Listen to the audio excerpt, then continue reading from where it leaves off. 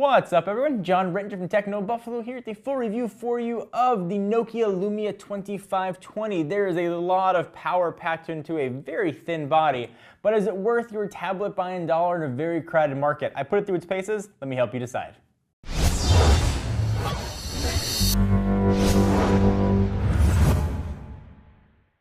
So as I do with all my reviews, let me begin with a disclaimer. I used this as my only tablet for 10 days and then another week in conjunction with a Surface Pro 2 and an iPad mini with Retina display. I'm not going to get too much into Windows RT, I've covered it in depth, but I will talk about how it works in conjunction with the hardware that Nokia has provided us. Let's begin with the design, because it's a tablet. You're going to spend a lot of your time holding it and perhaps admiring at it, staring at it wistfully, whispering sweet nothings into its 8.9mm thin display, and it feels absolutely incredible. It is light while still feeling significant, which is a really hard thing to do. It looks and feels like a gigantic Lumia. I really like the plastic back to it. It's kind of the exact opposite of what Microsoft did with their Surface Pro and Surface Pro 2. No vapor mag here, just really well constructed plastic. One thing I don't really talk about that much in the videos for tablets are speakers, but I gotta mention it here, the speakers are absolutely incredible. Probably the best that I've ever heard on a tablet. Also, the viewing angles on this guy are ridiculous, but I'll get to that a little bit later. I do wish though, after using a Surface Pro 2 for a while, that it did have a kickstand. Nothing right there at all. From a display standpoint, the bezel on the front is pretty significant. So that might be an issue for you, but it's nice to get some amount of space to put your fingers, but I would have liked to maybe put my fingers out a little bit more and had a thinner bezel. Still, with this screen orientation, it's very weird to hold in portrait. Just nothing looks right. It almost looks like Windows wasn't made for it. But it will rotate the portrait if that is your cup of tea or you want to use it like an e-reader or something. One giant issue I've got with this tablet is look at that.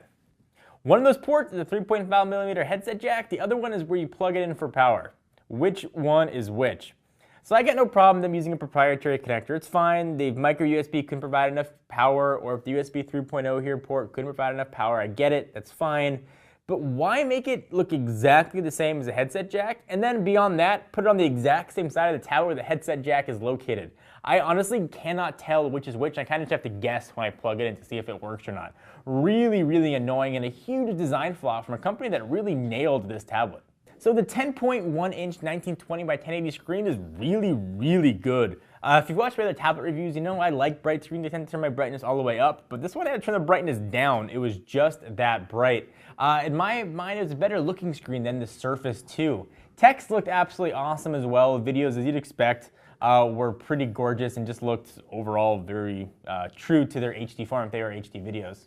I would feel very comfortable saying that this is probably one of the best screens around on a tablet. If you want to get a tablet based on screen alone, you really have to look at this guy. But when you're going to use your tablet, you might want to wear latex gloves because every screen touch will leave fingerprints, or just carry one of these things at the end. Keep doing a scrub.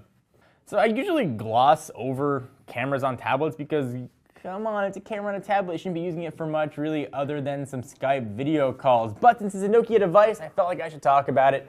The 6.7 megapixel Zeiss lens with f1.9 aperture takes surprisingly good pictures. Pretty solid in low light as well, which just you'd expect from Nokia. That said though, don't use it for that. Don't take it out your kid's soccer game, take low light pictures, whatever it might be. Use your phone for that, or maybe even a real camera. So for a tablet this thin, it's impressive that they crammed an 8,000 milliamp hour battery in its teeny tiny little frame. And I gotta tell you, it's been absolutely awesome. It easily lasted me 5 full days with brightness turned about 80% up. If I pulled that down, I could have definitely gotten through 7 to 8 days. So battery life, probably some of the best I've tested on any tablet. The Snapdragon 800 and 3 gigs of RAM make this thing scream. It's almost like Windows RT was designed for those specs. Though I would have liked 802.11ac, but it's not a giant deal. 802.11a, b, g, and n are here. I do like though that they included NFC on here as well. A lot of tablets nowadays are coming with the Wacom style stylus. This one does not come with that, so that's an issue for you. If you're an artist, you may want to look elsewhere. Nokia did a nice job too with the colors. They've kind of become known for that, their Lumia line. Obviously red, white, black, and cyan all look really, really good. Nokia does offer a keyboard accessory. Sort of similar to what we saw with Microsoft Surface, but I couldn't test it out, so I don't know if that helps or detracts from it or how thick it does, but it does protect the screen as well. So if you're in the market for a tablet and aren't already set on iOS or Android, you really should look at this. It's available for AT&T and Verizon, and pricing is going to depend on where you go and when you watch this video, but assume around $200-ish with their LTE support on board. So the few caveats here with Windows RT, you can only use apps that are available from the Windows Store, and that is growing. There is a fair amount of apps there. Things I use the most are all there. Twitter and Facebook are all present. You cannot use legacy apps, so apps that you might have used on Windows 7, Vista, or even XP won't work. But it does come with a full desktop version of Microsoft Office, and that's the full version. It's not pared down at all. And oddly enough, those do launch on a desktop. Really, all you can do is access those applications and Windows Explorer, but they are there, and it's nice to have those options. Overall, though, I really like this tablet. We don't usually give quarter reviews. Usually it's 0.5 increments. And I kept going back and forth whether or not I want to give this an 8.5 or a 9. So I'm going to break the mold here and give it an 8.75. It's a really well done tablet. I enjoyed using on a daily basis. And I might put my Surface Pro 2 down for a while and continue using this, something I don't need anything on the desktop side. Nokia did an incredible job with their first foray into Windows tablets. I look forward to what comes from them next.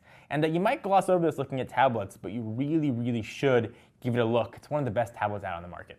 Thank you guys for watching. I hope you enjoyed. Please leave the comments right down below. Let me know what you think of this guy, if you're going to pick one up, if you picked one up, if you're debating on picking one up. I'd love to hear your thoughts. Until next time, I'm John Ranger from Techno Buffalo. I will see you in the next video. Bye-bye.